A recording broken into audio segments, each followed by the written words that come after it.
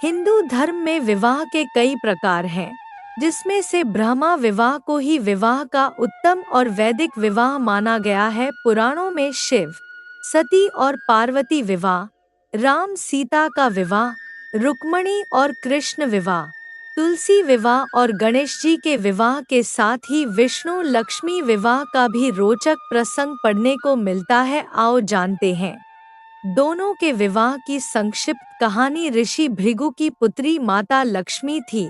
उनकी माता का नाम ख्याति था। राजा दक्ष के भाई भृगु ऋषि थे। एक बार लक्ष्मी जी के लिए स्वयंवर का आयोजन हुआ। माता लक्ष्मी पहले ही मन विष्णु जी को पति रूप में स्वीकार कर चुकी थी, लेकिन नारद मुनि भी लक्ष्मी जी से विवाह करना चाहते थे। नारद जी ने सोचा कि यह राजकुमारी हरि रूप पाकर ही उनका वरण करेगी। तब नारद जी विष्णु भगवान के पास हरि के समान सुंदर रूप मांगने पहुंच गए।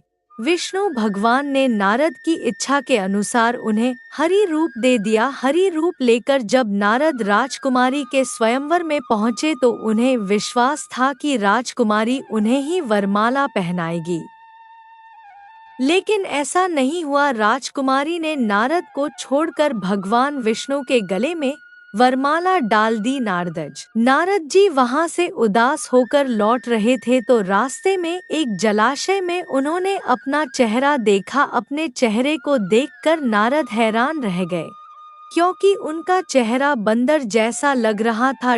हरि का एक अर्थ विष्णु होता है और एक वानर होता है। भगवान विष्णु ने नारद को वानर रूप दे दिया था। नारद समझ गए कि भगवान विष्णु ने उनके साथ छल किया। उनको भगवान पर बड़ा क्रोध आया। नारद सीधे बैकुंठ पहुँचे और आवेश में आकर भगवान को श्राप दे दिया कि आपको मनुष्य रूप में जन्म लेकर पृथ्वी पर जाना होगा। जिस तरह मुझे स्त्री का वियोग सहना पड़ा है, उसी प्रकार आपको भी वियोग सहना होगा। इसलिए राम और सीता के रूप में जन्म लेकर विष्णु और देवी लक्ष्मी को वियोग सहना पड़ा। इस कथा प्रसंग में भगवान गणेश जी का विष्णु और देवताओं द्वारा अपमान करने का भी उल्लेख मिलता है, जिसके चलते विष्णु जी बारात लेकर निकले। तब रास्ते में गणेश जी ने अपने मूषक से कहकर संपूर्ण रास्ता खुदवा दिया था। बाद में गणेश जी को मनाया और उनकी पूजा की गई थी, तब बारात आगे बढ़ सकी थी। दोस्तों, आज की यह कहानी आप सभी को